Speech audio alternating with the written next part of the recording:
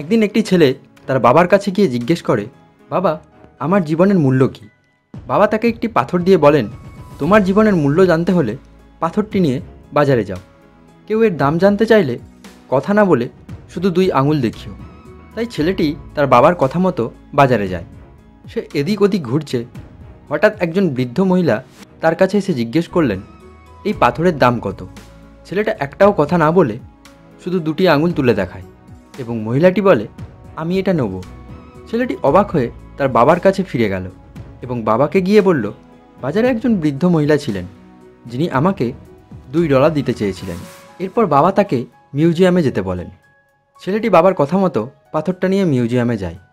প্রায় 20 মিনিট পর স্যুট পরা একজন মধ্যবয়সী লোক ছেলেটির কাছে এসে বলল, স্যার, এই পাথরের দাম কত? ছেলেটা একটাও কথা না বলে 2টো আঙুল তুলে দেখালো। এরপর লোকটা বলল, আমি নেব। ছেলেটি অবাক হয়ে সঙ্গে সঙ্গে বাবার কাছে ছুটে যায় এবং বলে, জাদুঘরের এক ব্যক্তি $200 পাথরটি কিনতে চেয়েছিলেন। এরপর বাবা তাকে একটি মূল্যবান পাথরের দোকানে পাঠায়। সে দোকানের ভিতরে গিয়ে দেখল কাউন্টারে একজন বৃদ্ধ লোক রয়েছে।